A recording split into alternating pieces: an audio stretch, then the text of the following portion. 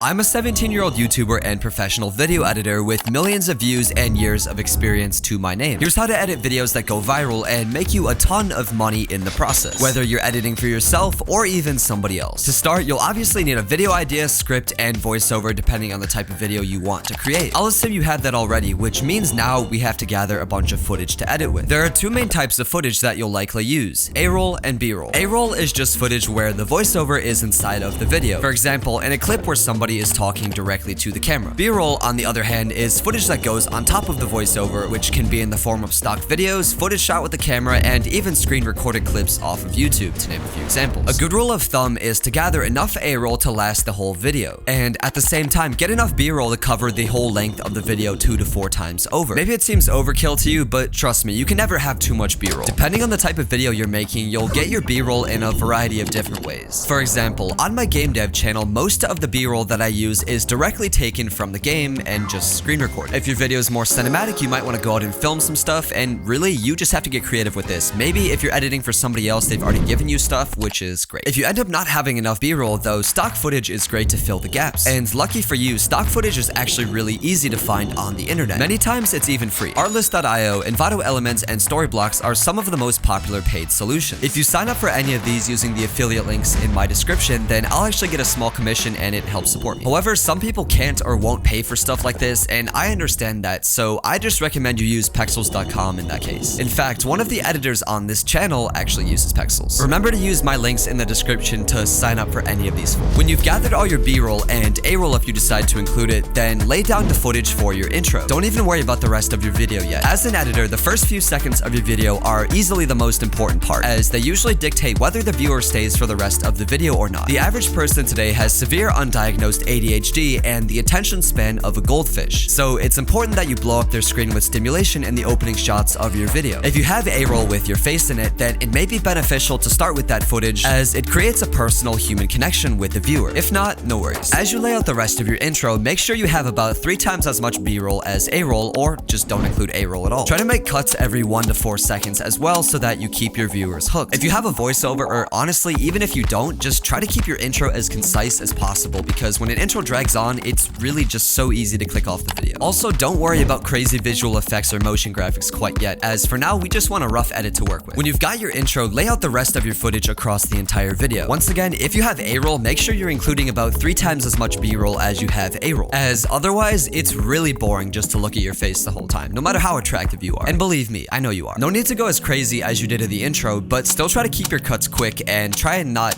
lose the viewer. This especially applies if you have a voiceover in your video. A half-second pause in between 2 parts of a voiceover may not seem like much, but when you have it throughout an entire video, it becomes deafening. If you have 2 parts of a voiceover back to back and they sound rough, literally just overlap them like this on 2 separate audio tracks and it'll sound really smooth. Then when you get to the outro, just like the intro, make sure it doesn't drag out or your retention graph will have a ton of viewers dropping off in the last 15 seconds. Either keep your outro short and simple or just don't include one at all. Just make sure you leave at least 5 seconds for an end screen. Now onto the fun stuff. Let's start by spicing up our video with subtitles. Subtitles are a great retention hack and actually aren't that hard to make. In your video editor of choice, write out some text and center it. Pick a nice font, scale it down, and move it to the bottom of the screen so that it's not too distracting. If you don't want subtitles that are animated, then great, just duplicate it a bunch of times and you're done. Otherwise, start by making a keyframe for the current scale of the text and move it about 5 frames out from the beginning. Then scale it down a little bit, but not all the way, and add that keyframe to the beginning. Finally, scale it a little bit bigger than your last keyframe and stick it about 3 frames out from the beginning. If you play, you should get a really nice pop-in subtitle effect. Now, as I said before, all you have to do is duplicate this and use it wherever you want. Obviously changing the text though. I like to always include subtitles in my intro because, like I said, it's a great retention hack, but otherwise use them sort of sparingly throughout the rest of the video. It really all comes down to personal preference. Whatever you do though, just make sure they're not too distracting. I like to think they're a nice supplement to whatever's going on the screen and really shouldn't be there just to overtake everything. Next, I'm gonna show you how to make all those crazy transitions and motion effects that you see other YouTubers use. It's honestly not too difficult to make all of these ourselves, but most YouTubers work smarter instead of harder. What I mean by this is they really just use other people's presets to get it done quickly. I'll leave links to a few popular preset packs that I use in the description depending on your video editor of choice. Otherwise, literally just look up like free preset packs for whatever editor you're using. You might have to sign up for an email list or something, but it's totally worth it, trust me. Just like subtitles, wherever you use these in your video, they really shouldn't be too distracting. There's no one-size-fits-all rule for this, so you really just have have to experiment and see what looks good and what doesn't. Here's another cool editing trick. In my videos, I like to have a bit of fun and do a lot of motion tracking. For example, I don't show my face, so sometimes I'll just have my profile picture track the head of somebody in a stock video to make it look like it's me. To do this, you'll first need an image and then a video to go in the background. Line them up and then scroll to the beginning of the video and the image. Then move your image to wherever you want it to track and make keyframes for position and scale. Next, scrub forward a couple frames and move it again and make 2 more keyframes. Keep doing this for the rest of the clip, and when you're done, you've just motion tracked an image successfully. Good editing is all about being creative, so really just have fun with this. One last thing I like to do in editing is to take advantage of scale. For example, if the voiceover says something stupid, then I'll scale the clips down on screen to about 80%, like this. This creates emphasis and really just makes it funnier for some reason. Scaling things up is cool too, like especially when it gets all grainy and low resolution, it's really all up to your artistic touch, but just have fun with this, just like anything else. Scaling also doesn't have to be stagnant, especially in your intro, but wherever you have something still, try making keyframes for the start and end of clips to have it scale up over time, like this. Especially if you have still images in your edit, this just adds some motion to it and makes it a lot more interesting. Once again, you really just have to figure out what looks good and experiment. Now that we've polished up our video with all of these cool effects, we now need to add sounds to bring the video to life. Sound design may seem like a small part of the edit, but honestly, it's the single biggest thing that turns a decent edit into an incredible edit. I just rip most of my sounds off of YouTube and a couple other platforms that I'll talk about when we get to music. I've also found it useful to go just ask other YouTubers for the sounds that they use, and it usually works. As for actually using sound effects, just use them anywhere it makes sense. I know that's helpful. But for example, if an image slides onto the screen, use a whoosh sound effect or some kind of rock slide, because that's what would happen in real life, I guess. Whatever you do, just keep building up a large catalog of sounds so that when you do need to actually use them, you can vary it up as well. Like, don't use the same pop sound effect 5 times in a row or it'll be boring. Depending on your style of editing, you may also want to tone back or lean into sound design more, which is fine. Just never ignore it completely. Trust me. Up next is music. You're gonna want to start by sectioning out your video in some form or fashion. Basically, anytime you change the subject or whenever the mood changes or when you go to a different place, etc. It really all depends on what's relevant to your video, but figure this out and mark each section of your video in your video editing software. After that, go find music to use in your video, but don't just grab any. Using copyrighted music comes with a ton of risks that you really don't want, so make sure you're actually able to use whatever music. Non-copyright music on YouTube is usually pretty bad, cheesy, or all of the above, so I personally use a couple different platforms for music. First is Thematic. Thematic has a really generous free plan, giving you 5 downloads per month and a humongous catalog of free music to go through. If you want unlimited downloads and even more music, you can either give songs ratings or pay $8 a month for Thematic Premium. This video isn't sponsored, but if you buy Thematic Premium with the link in my description, I take a pretty significant cut. I used to rely on Thematic quite a bit, but nowadays I use Epidemic Sound. Epidemic Sound has a way bigger catalog of music and more advanced discovery tools. It costs $9 a month for the personal plan and also includes sound effects. Once again, this video isn't sponsored by them, but if you sign up with the link in my description, I also take a cut of the sale. Of course, there are plenty of other platforms out there for you to use. Or honestly, you can just use Nintendo's music, as they allow creators to use their music in their content as long as they provide, quote, creative expression on top of them. Whatever you do, just be careful. When you've got your music, lay it out on your timeline underneath all of your footage based on the sections that you made earlier. It's gonna be really loud at first, so I keep the volume in between -20 and -10 decibels so that you can still hear the voiceover. If you ever need to cut the music for a second, like when you say something funny and want to isolate the voiceover, don't just cut the ends like this because it could sound rough. Instead, still cut both ends, but add the little fade out and fade in transitions to the start and end of the snippets to make it sound better and not so harsh. Similarly, if you ever have songs back to back and they sound rough, we can just have them fade into each other. Or you can even take advantage of sound design and use a riser or something to kind of mask the transition between the two songs. When you've got all of this done, polish up any loose ends in your video and you're finished. If you like this video and want to learn how to start making money off of your edits and come up with viral video ideas, go watch my video about how I monetized my channel in only 30 days.